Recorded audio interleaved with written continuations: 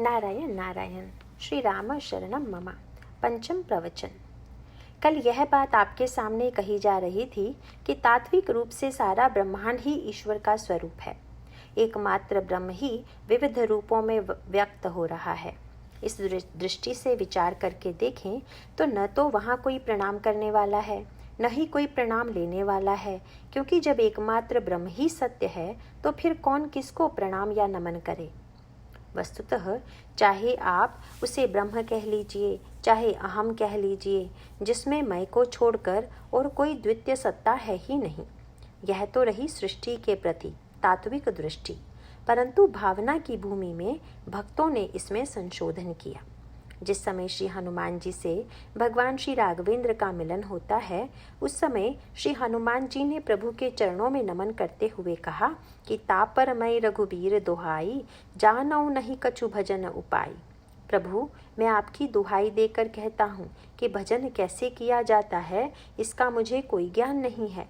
श्री हनुमान जी ने भगवान शंकर के अवतार हैं और भगवान शंकर सारे ब्रह्मांड के गुरु हैं। तुम त्रिभुवन गुरु वेद बखाना। जब श्री हनुमान जी यह पूछते हैं कि आपका भजन कैसे करना चाहिए, तो मानो त्रिभुवन गुरु होते हुए भी उन्होंने निर्णय किया कि प्रभु से जिन अनेक नातों को जोड़ना है, उनमें एक नाता गुरु तथा शिष्य का भी होना चाहिए। इसीलिए श्री हनुमान जी ने भगवान के समक्ष शिष्य भाव से यह प्रश्न रखा। प्रत्युत्तर में भगवान श्री राम ने उस नाते को स्वीकार किया तथा श्री हनुमान जी को उपदेश दिया कि वस्तुतः भक्ति क्या है, भजन क्या है। भगवान श्री राघवेंद्र कहते हैं कि हनुमान, भक्ति तो अनन्य होनी चाहिए। अनन्य शब्द का अर्थ है कि जहाँ कोई अन्य ना हो। साधारण अर्थों में प्रचलित यही है कि एक देवता में प्रीति होना, यही अनन्यता है। पर भगवान श्री राम ने अनन्यता की यह परिभाषा स्वीकार नहीं की। प्रभु का अभिप्राय है कि जब आप यह कहेंगे कि हम श्री राम को छोड़कर दूसरे को नमन नहीं करेंगे, तब इसका अर्थ है कि अन्य तो आपको दिखाई दे ही रहा है। फिर अनन्यता कहाँ है? अनन्यता का तात्पर्य यह है कि वस्तुतः एक अपने आराध्य देव को छोड़कर दूसरा कोई दिखाई ही ना दे। इस संदर्भ में एक बड़ी प्रसिद्ध गाथा कही जाती है। एक ब्रजवासी भक्त से किसी आचार्य का बड़ा विनोदात्मक भाषा में वार्तालाप हो रहा था। ब्रजवासियों की भाषा तो बड़ी अटपटी होती ही है। आचार्य ने ब्रजवासी से पूछा कि तुम कौन हो, तो ब्रजवासी ने अपने ढंग से पूछा कि पहले तुम बताओ तुम कौन हो। आचार्य ने कहा, मैं तो अनन्य हूँ। इस पर ब्रजवासी ने कहा कि मैं फनन्य हूँ। आश्चर्य से आचार्य ने पूछा, अनन्य शब्द तो सुना था, पर यह फनन्य क्या होता है? इस पर ब्रजवासी ने कहा कि पहले आप अनन्य की परिभाषा बताइए। आचार्य ने अनेक देवी देवताओं का नाम लेकर कहा कि मैं इनमें से किसी को नहीं मानता। मैं तो एकमात्र अपने इष्ट श्री कृष्ण को ही मानता हूँ, इसीलिए अनन्य हूँ। तब ब्रजवासी ने कहा कि आपको तो इतने नाम याद भी हैं, पर मुझे तो श्री कृष्ण को छोड़कर किसी अन्य का नाम भी नहीं पता है, इसीलिए मैं फनन्य हूँ। ब्रजवासी का अभिप्राय था कि नाम आपको तो बहुतों का याद है और फिर भी आप कह रहे हैं कि मैं किसी को नहीं मानता। किंतु निषेध में समस्या यह है कि जिसका निषेध किया जाता है उसका चिंतन तो और भी प्रबलता से होता है। श्री हनुमान जी के समक्ष प्रभु ने अनन्यता की जो परिभाषा की, वह बड़ी तात्विक तथा समझ में आने योग्य है। सो अनन्य जाके असी मति न टरई हनुमंत, मैं सेवक सचराचर रूप स्वामी भगवंत। हनुमान, सारे ब्रह्मांड में एकमात्र प्रभु ही विद्यमान है और मैं उनका दास हूँ। जिसके अंतःकरण में ऐसी दृढ़ बुद्धि है, वह सच्चे अर्थों में मेरा अनन्य भक्त है। इसका अभिप्राय है कि अपने इष्ट को छोड़कर किसी अन्य का दिखाई न देना ही अनन्यता है। इस संदर्भ में बहुत से लोग बहुधा उस दोहे को दोहरा देते हैं जिसमें गोस्वामी जी ने भगवान श्री कृष्ण से श्री राम बन जाने का अनुरोध किया था। अगर सचमुच उन्हें श्री कृष्ण तथा श्री राम भिन्न दिखाई देते, तो क्या वंशी छोड़कर धनुष बाण ले लेने से ही वे प्रणम्य हो जाएंगे?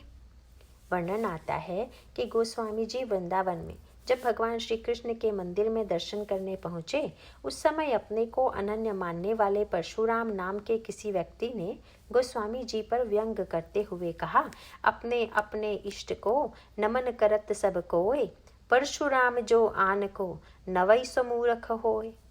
क्या तुलसीदास जी को यह पता नहीं था कि यह भगवान श्री कृष्ण का मंदिर है? वस्तुतः वह धोखे से वहां चले गए हों, ऐसी तो कोई बात थी नहीं। वे तो जानबूझ कर आए थे। किंतु जब वे भगवान से कहते हैं कि आप धनुष बाण ले लीजिए, तो यह वाक्य उस व्यक्ति के भ्रम को मिटाने के लिए है जो यह मान बैठा था कि वे दूसरे को प्रणाम कर रहे हैं, इसीलिए अनन्य नहीं हैं। यह बात तो उसी तरह की है कि जैसे कोई अपने प्रिय व्यक्ति से कहे कि तुम अपने कपड़े बदलकर इस रंग का पहन लो, तुम इस रूप में आते हो तो मुझे बड़ा प्रिय लगता है, और वह व्यक्ति उसके इस प्रस्ताव को स्वीकार कर ले। इसी प्रकार गोस्वामी जी ने जब अपने इष्ट देव से निवेदन किया कि आप वंशी छोड़कर धनुष बाण ले लीजिए, तो प्रभु ने उनकी इच्छा पूर्ण कर दी। इसका अभिप्राय है कि अनन्यता तो वस्तुतः तभी संभव है जब एकमात्र अपने ही इष्ट देव का दर्शन सर्वत्र हो। तुलसीदास जी की अनन्यता की यही पद्धति है। श्री रामचरितमानस में भगवान गणेश, भगवती सरस्वती, शंकर जी तथा भगवान सूर्य भगवान तथा विष्णु भगवान आदि अनेकानेक देवी देवताओं की वंदना है।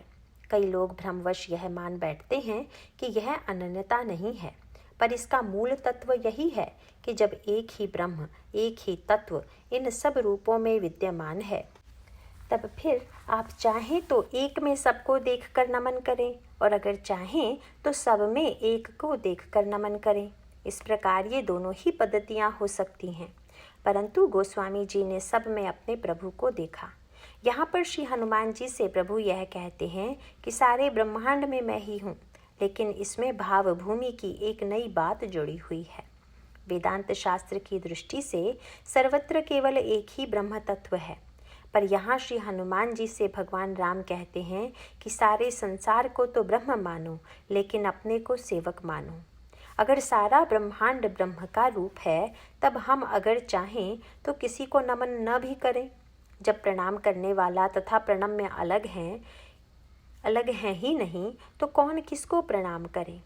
निश्चल दास जी ने तो विचार सागर में यही कहा, वह जो है परमात्मा सो है मेरी आत्मा, काको करूँ प्रणाम। जो सिद्धांत है उनके साथ कोई न कोई समस्या जुड़ी हुई है। ज्यों ज्यों आप ऊपर उठते जाएंगे, त्यों त्यों आपको सावधान रहना पड़ेगा। जितना ऊपर उठेंगे उतना ही नीचे गिरने का भी भय होगा। ऊपर से नीचे गिरेंगे तो चोट भी बहुत आएगी। इसीलिए भगवान श्री राम ने श्री हनुमान जी से जो वाक्य जोड़ देने के लिए कहा, वह मानो भक्तों की भावभूमि है। वेदांत की दृष्टि से ब्रह्म को छोड़कर और कोई सत्ता नहीं है, पर उसमें एक बहुत बड़ा डर है जिसका वर्णन रामायण में किया गया है। जहाँ पर ज्ञान की परिभाषा की गई, वहाँ यह कहा गया कि ज्ञान के दो ही परिणाम होंगे। या तो व्यक्ति में ज्ञान होते ही अभिमान का लेश नहीं रहेगा, ज्ञान मान जहाँ एकहु नाही, देख ब्रह्म समान सब माही। अभिमान द्वितीय को लेकर होता है, क्योंकि जब आप किसी वस्तु का अभिमान करेंगे तो सामने वाले से तुलना करके ही करेंगे। कोई बुद्धिमान है तो किसी को मूर्ख मानकर बुद्धिमत्ता का अहंकार करेगा। धन का अभिमान हम करेंगे तो किसी को धनहीन मानकर। पर जब एकमात्र ब्रह्म ही ब्रह्म है, द्वैत है ही नहीं, तो फिर भला अभिमान कैसे होगा। पर इसका एक दूसरा पक्ष भी है। बहुधा यह दूसरा पक्ष ही समाज में अधिक दिखाई देता है। भगवान श्री राघवेंद्र के राज्याभिषेक के पश्चात स्तुति करते हुए वेदों ने कहा, महाराज हम चाहते हैं कि हम आपके भक्त बने रहें। किंतु प्रश्न फिर वही आया कि जब कोई द्वितीय है ही नहीं तो भक्त कौन है।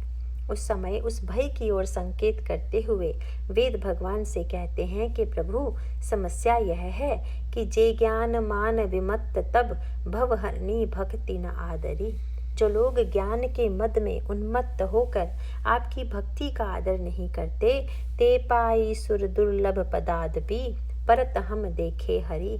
ऐसे व्यक्ति उच्च से उच्च स्थिति में पहुंचकर भी नीचे की ओर गिर जाते हैं। इसीलिए कृपा करके आप हमें अपनी भक्ति प्रदान कीजिए।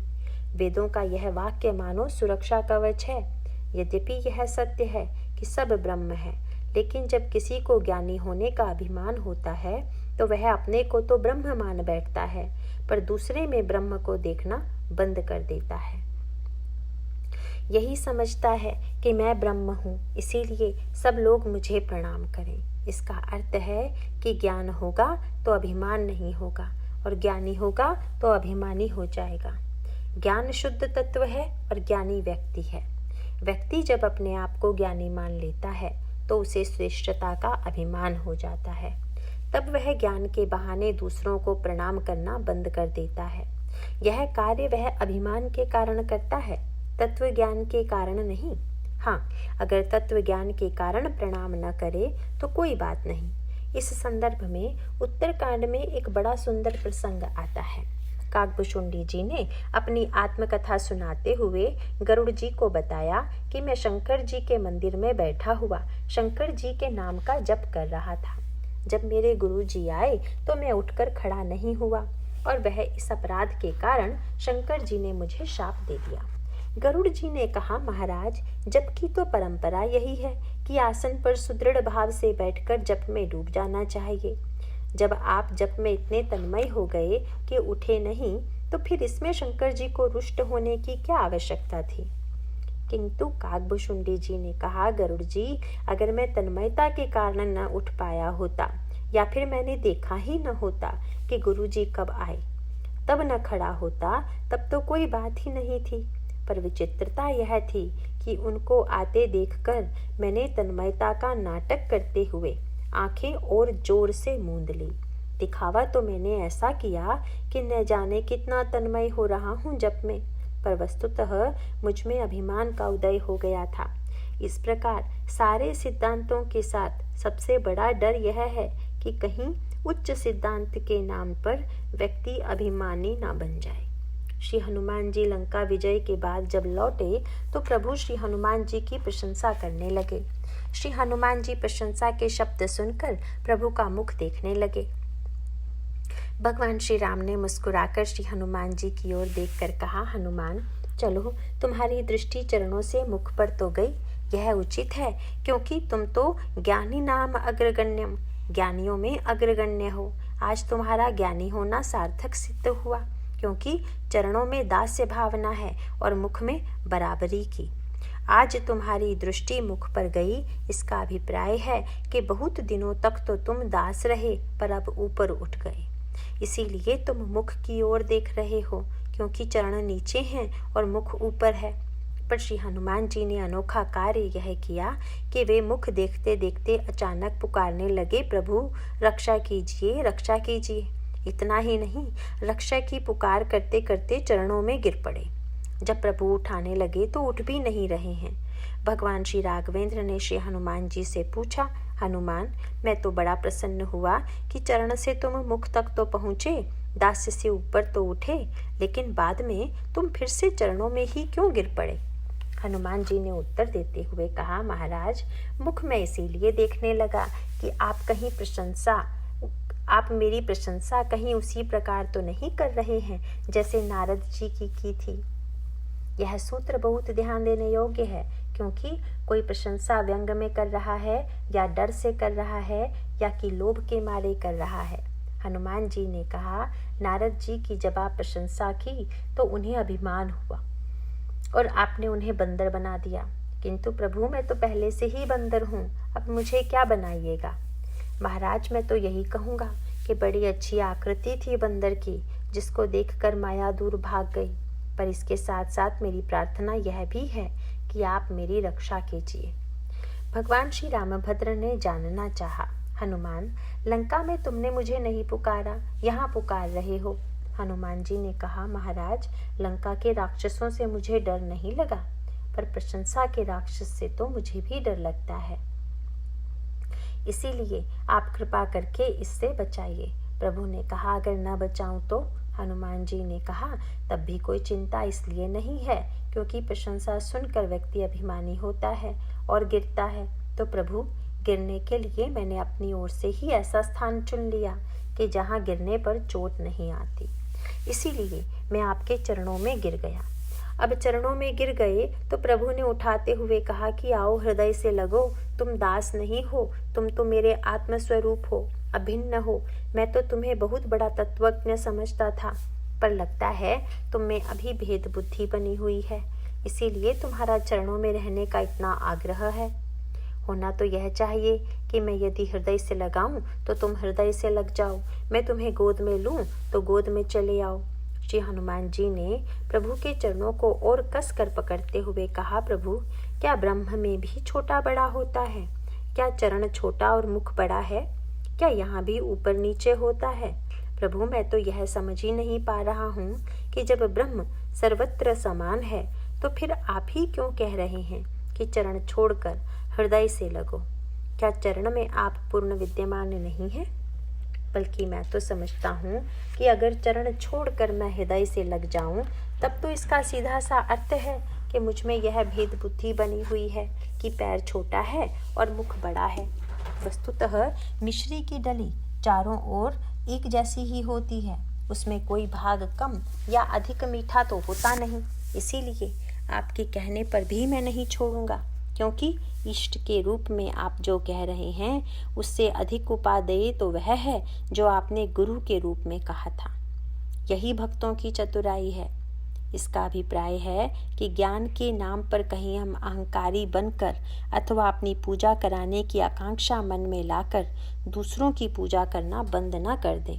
इसीलिए इसमें थोड़ा संशोधन करने की आवश्यकता है। भगवान कहते हैं, सारे संसार को ब्रह्म का रूप देखिए, सो अनन्य जाके असी मति न टरई हनुमंत, मैं सेवक सचराचर रूप स्वामी भगवंत। सेवक वही है जिसमें अभिमान का सर्वथा अभाव हो। इसका सांकेतिक अर्थ यह हुआ कि तात्विक सत्य को जीवन में व्यवहार में उतारने में कहीं ऐसा ना हो कि व्यक्ति अभिमानी बन जाए। श्री परशुराम जी तथा भगवान श्री राम दोनों ही राम हैं। ईश्वर के 24 अवतारों में दोनों का ही नाम है। जब दोनों अवतारों में पूर्णता या अपूर्णता की बात कही गई, दोनों में कहीं ना कहीं एक सूक्ष्म अंतर अवश्य माना गया। धनुष टूटने के बाद जब परशुराम जी आते हैं, विश्वामित्र जी और परशुराम जी का मिलन होता है, तब विश्वामित्र श्री राम और लक्ष्मण को बुलाकर उनसे कहते हैं कि आप दोनों भगवान परशुराम के चरणों में प्रणाम कीजिए। विश्वामित्र मिले पुनि आई, पद सरोज मेले दो भाई। दोनों भाई परशुराम जी के चरणों में साष्टांग प्रणाम करते हैं, किंतु अभिन्नता का बोध प्रणाम न करने में है या प्रणाम करने में। इसको हम यूँ कह सकते हैं कि जैसे दूसरों का पैर दबाने में तो हमें संकोच हो सकता है, क्योंकि पैर नीचे का अंग है, पर क्या आवश्यकता होने पर आप अपने चरणों को स्वयं अपने हाथ से नहीं दबाते? क्या आप पैर में दर्द होने पर यह सोचेंगे कि हाथ तो हमारा ऊपर वाला अंग है, पूजा वाला अंग है, और पैर नीचे वाला अंग है, इसीलिए हम इसे कैसे छुएं, कैसे इसकी सेवा करें?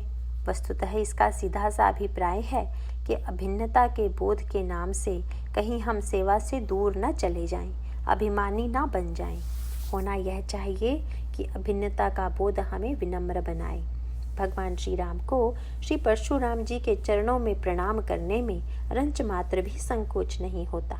इसके द्वारा मानो भगवान ने हमारे समक्ष यह संकेत किया कि यद्यपि यह पूर्ण सत्य है कि सारा संसार ही भगवान का रूप है, पर इतना होते हुए भी यदि हम अपने आप को अभिन्न कहते कहते भिन्न बनाकर श्रेष्ठता की बात पाल लेंगे तो हम में पूर्णता कभी नहीं आ सकेगी। श्री राम तथा परशुराम के संदर्भ में इसे आप चाहें तो मंच का सत्य भी कह सकते हैं। परशुराम जी के बारे में जब कोई बात कही जाती है तो कुछ लोगों को चोट पहुंचती है। यद्यपि उन लोगों का जिस स्तर से चोट पहुंचती है, यह प्रसंग उस स्तर का है नहीं। यदि हम जातीय आधार को मानकर यह सोचें कि तुलसीदास जी ने क्षत्रिय राम के द्वारा ब्राह्मण परशुराम का अपमान करा दिया, इसीलिए यह प्रसंग तो बड़ा अनर्थकारी है, मैं तो आपसे यही कहूँगा कि इस प्रसंग को आप भगवान श्री राम की जय अथवा परशुराम जी की पराजय के रूप में मत देखिए, क्योंकि इस दृष्टि से देखने पर तो जातीय युद्ध दिखाई देगा। आजकल यह रोग बहुत ज़्यादा फैला हुआ है। लोग हर घटना को वर्ग, जाति और व्यक्ति की दृष्टि से देखने लगे हैं। यह दृष्टि अत्यंत दुर्भाग्यपूर्ण है।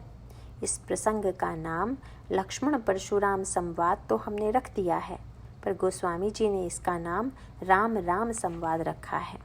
प्रभु ही सौंप सारंग मुनि दीन सुआशीर्वाद, जय मंगल सूचक स्वगुण राम राम संवाद। लेकिन हम श्री राम जी का नाम भूलकर लक्ष्मण जी का नाम इसलिए लेने लगे क्योंकि हम लोगों को राम राम संवाद में वह मज़ा नहीं आता जो लक्ष्मण परशुराम संवाद में आता है। श्री राम तो परशुराम जी के सामने विनम्रतापूर्वक झुकते चले जाते हैं, इसमें भला वह आनंद कहाँ। हाँ, लक्ष्मण जी का उत्तर पढ़ने में आनंद आता है जो ईंट का जवाब पत्थर से दे देते हैं। वस्तुतः यह आनंद तो लीला का न होकर तू मैं का आनंद है। इस प्रसंग का अभिप्राय यह बताता है कि जो तात्विक सत्य है वह सबके लिए है। जब यह कहा जाता है कि सारे संसार में ईश्वर ही विद्यमान है और परशुराम जी तो स्वयं अवतार ही हैं, पर उन्हें भी अपने जीवन में कुछ समय के लिए अभिनय में यह बात स्वीकार कर ली, जिसके कारण लीला का यह क्रम सामने आया। परशुराम जी ने अंत में यह अर्थ बिल्कुल नहीं लिया कि मैं श्री राम से हार गया, मेरा अपमान हो गया। एक क्षत्रिय बालक ने मुझ क्षत्रिय विरोधी का भरी सभा में इस प्रकार अपमान किया, बल्कि वे तो अत्यंत प्रसन्न हुए। जाना राम प्रभाव तब पुलक प्रफुल्लित गात, जोरी पानी बोले वचन हृदय न प्रेम समात। यह श्री राम की विजय है कि परशुराम जी की। इसका सीधा सा उत्तर है कि यह तो दोनों की ही विजय है। श्री राम जी की विजय यह है कि वे परशुराम जी के चरणों में साष्टांग प्रणाम करने में संकोच नहीं करते, और परशुराम जी की विजय तब हुई जब उन्होंने भरी सभा में उनकी स्तुति की, जिनका जन्म भौतिक दृष्टि से क्षत्रिय जाति में हुआ है। परशुराम जी से किसी ने पूछा, महाराज आपका धनुष भी चला गया, फिर भी आप तो बड़े प्रसन्न दिखाई दे रहे हैं। उन्होंने कहा, भाई अगर हम बहुत दिनों से कंधे पर बोझ ढो रहे हैं और अचानक कोई बोझा ढोने वाला मिल जाए तो प्रसन्नता होती है कि बुरा लगता है। इसी प्रकार बहुत दिन से मैंने जिस धनुष का बोझ ढोया, आज उसे श्री राम ने ले लिया।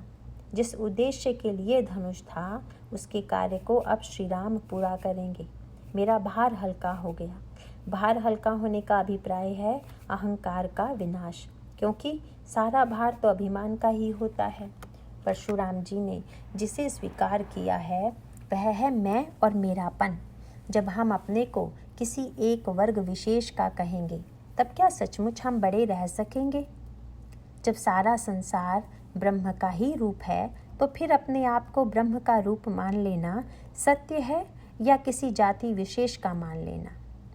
प्रश्न यह है कि जाति विशेष का मानने वाला छोटा हो गया या नहीं। परशुराम जी गर्व से कहते हैं, बाल ब्रह्मचारी अति को ही विश्व विदित क्षत्रिय कुल द्रोही। अभिप्राय यह है कि द्वैत स्वीकार कर लिया गया, क्योंकि जब एकमात्र अद्वैत तत्व ही है तो फिर कौन किसका द्रोही होगा। परशुराम जी सोचते हैं कि क्षत्रिय बुरे हैं, इसीलिए उन्हें दंड देना मेरा कार्य है। यही विकृति है। बड़े से बड़ा व्यक्ति जहाँ अहम को स्वीकार करेगा वहीं उसके सामने समस्या आ जाएगी।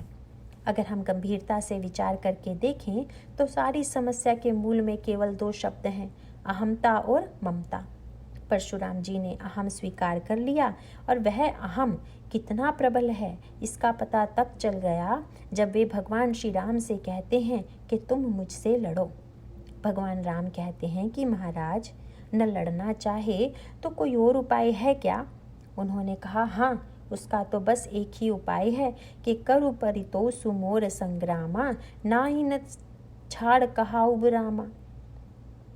आज से तुम अपने आप को राम कहलाना छोड़ दो, कोई और नाम रख लो तो मैं शांत हो जाऊंगा। अब यहाँ पर दोनों राम में एक अंतर पड़ गया और वह अंतर बड़ा महत्वपूर्ण है। श्री राम के विषय में आप पढ़ते हैं कि वे जब रावण, कुंभकर्ण आदि का वध करते हैं तो उन्हें अपने में लीन कर लेते हैं। इसका अभिप्राय है कि एक राम वे हैं जो चाहते हैं कि सब राम हो जाएं। दूसरे राम वे बन गए जो कहते हैं कि मुझे छोड़कर ये दूसरा राम कौन आ गया। महाराज श्री दशरथ ने सोचा था कि राम राज्य तब बनेगा जब राम सिंहासन पर बैठ जाएंगे, पर भगवान राम का तात्पर्य था कि अकेले राम से राम राज्य नहीं बनेगा। वस्तुतः राम राज्य तो तब बनेगा जब संसार के सभी जीव राम हो जाएंगे। इसीलिए भगवान राम की वन यात्रा होती है, जो कि सबको राम बनाने की यात्रा है। इस यात्रा में वे निषाद से प्रारंभ करके रावण तक सबको राम बना देते हैं, तब कहीं जाकर अंत में राम राज्य बनता है। इसका सीधा सा अभिप्राय है कि असीम जब अपने आप को सीमा में घेर लेगा तो वह अपने आप को स्वयं ही छोटा बना लेगा। परशुराम जी को राज्य बिल्कुल नहीं चाहिए, उन्होंने विवाह भी नहीं किया। इसीलिए लगता है कि इतने बड़े महापुरुष के मन में तो ममता होगी ही नहीं, क्योंकि विवाह जिनका होता है वे पत्नी से ममता करते हैं, संपत्ति होती है तो उससे ममता करते हैं। जब परशुराम जी ने यह सब नहीं किया तो उनमें ममता नहीं रही होगी। पर विचित्रता यह है कि इतनी बड़ी बड़ी वस्तुओं को छोड़ दिया, उनसे तो ममता नहीं की, किंतु इतना सब कुछ होने के बाद भी ममता किससे जोड़ ली। भगवान श्री राम से जब परशुराम जी ने पूछा कि धनुष किसने तोड़ा, तो भगवान राम ने कहा, महाराज भगवान शंकर का धनुष तोड़ने वाला आपका कोई दास रहा होगा। नाथ शंभु धनु भंजनिहारा, हो ही केऊ एक दास तुम्हारा। भगवान राम अगर सीधी भाषा में कहना चाहते तो कह सकते थे कि मैंने तोड़ा, बताइए आप क्या चाहते हैं। भगवान श्री राघवेंद्र यह नहीं कहते कि तोड़ने वाले ने आपको हरा दिया या यह विजेता है, अपितु कहते हैं कि वह तो आपका सेवक होगा। किंतु परशुराम जी भगवान श्री राम के वाक्य को नहीं समझ पाए। तब लक्ष्मण जी आगे आते हैं। लक्ष्मण जी मूर्तिमान काल तत्व हैं, ये अनंत हैं, सहस्त्र शीर्ष शेष हैं। उनके सामने परशुराम जी कहने लगे कि मैंने 21 बार क्षत्रिय जाति को मिटा दिया। अगर यह बात काल के सामने कही जाए तो काल कितना हंसेगा। काल तो न जाने कितनी बार सृष्टि का संहार कर देता है। सारे ब्रह्मांड का संहार करने वाले के सामने यह कहना कि मैंने किसी जाति विशेष का 21 बार संहार किया, क्या यह बहुत बड़ी उपलब्धि है? क्या गणित केवल 21 तक का ही रह गया है? वस्तुतः अनंत में 21 का अंक तो अत्यंत नगण्य प्रतीत होता है। लक्ष्मण जी ने पूछा, इतनी धनु ही हमने तोड़ी, पर महाराज आप तो कभी क्रोध करने नहीं आए, किंतु अब क्यों आए? और उसके पश्चात स्वयं उसका कारण बताते हुए उन्होंने कह भी दिया कि मुझे तो लगता है कि आपको धनुष टूटने से दुख नहीं हुआ है, क्योंकि काल तो हजारों लोगों को नित्य मार रहा है, पर हम प्रत्येक की मृत्यु पर दुखी नहीं होते हैं, किंतु जिससे अपनी ममता जुड़ी हो उसकी मृत्यु से हम व्याकुल हो जाते हैं। जहाँ अपनी ममता जुड़ी हो वहाँ हम दुखी होते हैं, और ममता न होने पर सृष्टि में यद्यपि वही सारा कार्य होता रहता है, लेकिन व्यक्ति पर कोई प्रभाव नहीं पड़ता। परशुराम जी से लक्ष्मण जी ने कह दिया, महाराज आपने राज्य छोड़ दिया, घर छोड़ दिया, सब कुछ त्याग दिया, आप धन्य हैं, लेकिन मेरी यह समझ में नहीं आ रहा है कि इतना बड़ा त्याग करने के पश्चात भी यही धनु पर ममता के ही हेतु।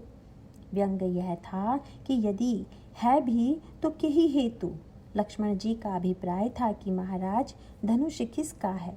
उन्होंने कहा शंकर जी का। तो महाराज शंकर जी को क्रोध आना चाहिए था, अतः टूटने पर वे आ जाते।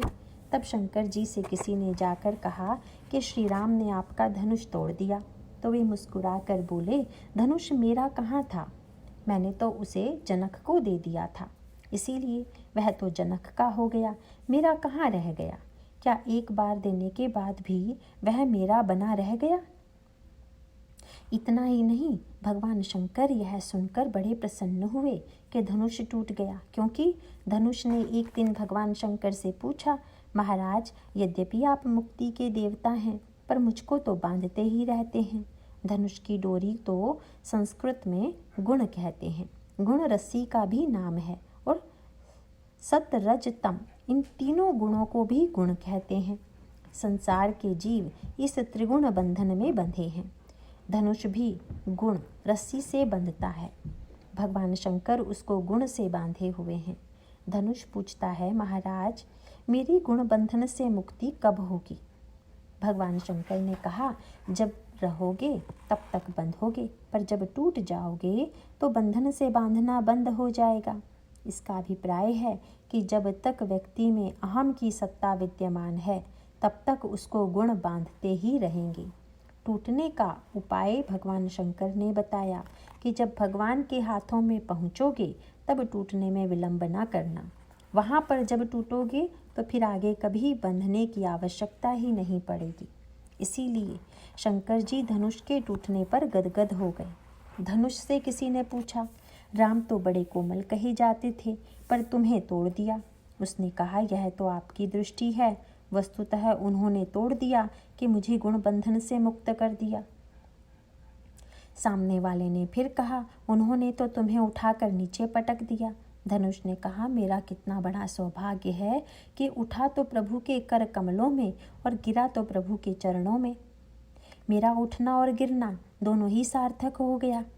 लक्ष्मण जी ने परशुराम जी से कहा, महाराज इस कार्य से शंकर जी प्रसन्न हैं, धनुष प्रसन्न है और श्री जनक जी भी प्रसन्न हैं। वाह, अब सीताराम का विवाह होगा। पर कितने दुख की बात है कि जिसने सबसे ममता हटा ली उसी से आपने ममता जोड़ ली। इसीलिए सारे दुख की जड़ यह ममता है, धनुष नहीं। इस प्रसंग का अभिप्राय यह है कि परशुराम जी ने जब लीला में अपने आप में अहंकार स्वीकार कर लिया, ममता स्वीकार कर ली और इतने महान होने के बाद भी इस सभा में आकर कुछ समय के लिए उनको पराभूत होना पड़ा। जब वे अहमता तथा ममता से मुक्त हो जाते हैं तो श्री राम को धनुष बाण देकर बड़ी प्रसन्नता से चले जाते हैं और जाने से पूर्व वे भगवान राम की स्तुति करते हैं, जिसमें उन्होंने 9 बार जय शब्द का प्रयोग किया। जय रघुवंश बनज बन भानु, गहन दनुज कुल दहन कृसानु, विनयशील करुणा गुण सागर, जयति वचन रचना अति नागर, सेवक सुखद सुभग सब अंगा, जय शरीर छवि कोटि अनंगा, करऊँ काह मुख एक प्रशंसा, जय महेश मन मानस हंसा, अनुचित बहुत कहूँ अज्ञाता, क्षमहु क्षमा मंदिर दो भ्राता, कही जय जय जय रघुकुल केतु, भृगुपति गए बनहि तप हेतु। किसी ने परशुराम जी से पूछा कि आपने यह 9 बार जय शब्द का उच्चारण क्यों किया? उन्होंने कहा, भाई भगवान राम ने मुझसे कहा था कि मुझ में तो कोई गुण नहीं है और यदि है भी तो देव एक गुण धनुष हमारे, केवल हमारे धनुष में एक गुण रस्सी है। जहाँ गुण है वहाँ गुणी होने का अभिमान भी है। भगवान राम का अभिप्राय है कि मुझ में तो गुण नहीं है, किंतु व्यवहार चलाने के लिए मैंने गुण स्वीकार किया है। आप ब्राह्मण हैं, इसीलिए आप में 9 गुण हैं, 9 गुण परम पुनीत तुम्हारे। परशुराम जी ने मानो कहा कि महाराज ये गुण ही तो बंधन के हेतु हैं, इसीलिए ये 9 गुण मैं आपको ही अर्पित किए देता हूँ। मैं अब गुण बंधन से मुक्त हूँ। अब न तो गुणी होने का अभिमान रहा और न ही ब्राह्मण होने का। अब तो बस आनंद ही आनंद की अनुभूति हो रही है। इसका तात्पर्य है कि जो तात्विक सत्य है वह भी कहीं अभिमानी न बना दे। आवश्यकता इस बात की है कि एक सीमा तक हम अपने अंतःकरण में विनम्रता और दास्य वृत्ति को स्वीकार कर लें। इसीलिए भगवान राम ने श्री हनुमान जी से अनन्यता की व्याख्या करते हुए यह कहा कि तुम अपने आप को सेवक के रूप में देखो और सारे संसार को मेरे रूप में देखकर सेवा करो। यह मानव भक्ति और भाव का सत्य है। यद्यपि सारे संसार में भगवान हैं, यह पाठ केवल वाक्य में कह देना तो सरल है, किंतु श्री हनुमान जी ने सचमुच उस पाठ को स्वीकार किया तथा जीवन में उसका अनुशीलन भी किया। इतना होते हुए भी हनुमान जी के भाव का सत्य जब व्यवहार में आएगा तो उन्हें भी भिन्नता स्वीकार करनी पड़ेगी।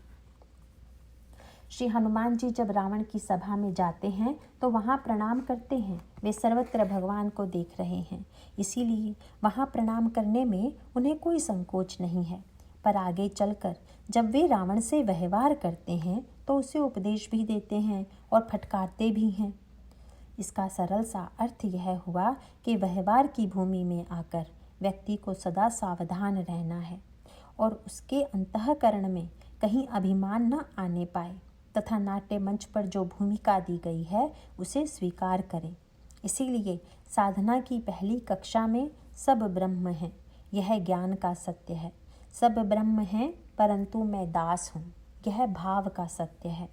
अगर सभी आपको सब में भगवान दिखाई नहीं दे रहे हैं तो आज ही आप सबको भगवान मानने का दावा ना करें, अपितु तब आप यह निर्णय करें कि व्यवहार में यह भाव बनाना कहाँ तक उचित तथा कल्याणकारी है। मनुष्य के शरीर की जो रचना हुई है उसमें सिर सबसे ऊपर है। मनुष्य के जीवन में सबसे अधिक अभिमान बुद्धि का ही दिखाई देता है, क्योंकि धन, संपत्ति, बल, परिवार आदि का उतना अभिमान भले ही ना दिखाई दे, पर बुद्धि का अभिमान प्रत्येक व्यक्ति के जीवन में दिखाई देता है। यदि किसी से कह दिया जाए कि तुम्हारी अपेक्षा उसके पास अधिक धन है तो व्यक्ति मान भी लेता है, बल की बात भी मान लेता है। पर अगर कह दिया जाए कि तुम्हारी अपेक्षा कोई अन्य व्यक्ति अधिक बुद्धिमान है तो इसे कोई व्यक्ति नहीं मान सकता। पर प्रणाम का अर्थ है जिसे आपने अपनी अपेक्षा विशिष्ट मान लिया है। गुरु में, ब्राह्मण में, मंदिर की मूर्ति में पहले आपने अपनी भावना से यह स्थापित कर लिया तथा उसके पश्चात उसे सिर झुकाया। शीस नवहि का अर्थ है सिर पर अगर कोई वस्तु लदी हुई हो तो ज्यों ही आप सिर झुकाएंगे वह वस्तु गिरे बिना नहीं रहेगी। इसी प्रकार हम लोगों के सिर पर भी अभिमान हमेशा सवार रहता है।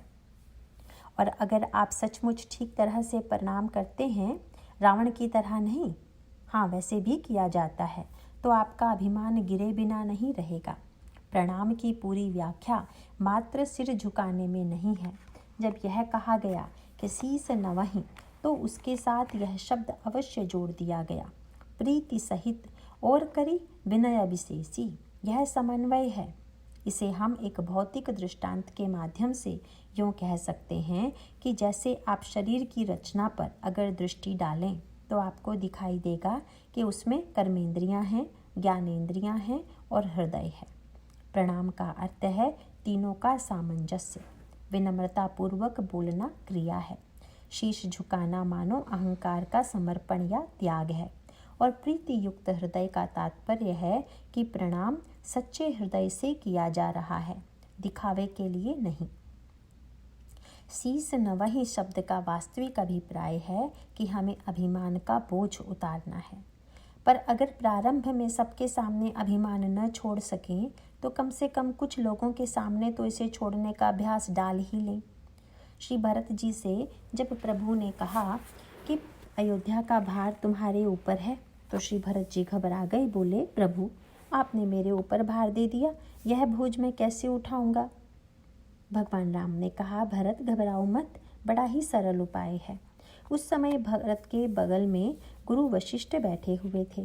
प्रभु ने कहा भरत मैंने तो अपना बोझ तुम्हारे सिर पर दे दिया और तुम भी इसे अपने पास मत रखो, अपितु तुरंत उतार दो। और इसके लिए सबसे उपयुक्त स्थान गुरुदेव के चरण हैं। दे सुको सुपरिजन परिवारु, गुरुपद रजहि लागी छर भारू। जो ही तुम गुरु जी के चरणों में प्रणाम करोगे यह सारा भार इन्हीं के चरणों में तो आ जाएगा। प्रभु का अभिप्राय है कि जब हम गुरुजनों के समक्ष अपना अभिमान अर्पित कर देते हैं, अपना भार उतार देते हैं, तब तो फिर गुरुजनों की यह जिम्मेदारी हो जाती है कि वह हमारा कल्याणकारी उपयोग करें। साधना का श्री गणेश यही है कि आप कुछ स्थानों में ठीक ठीक नमन करने का अभ्यास डाल लीजिए। नारायण नारायण।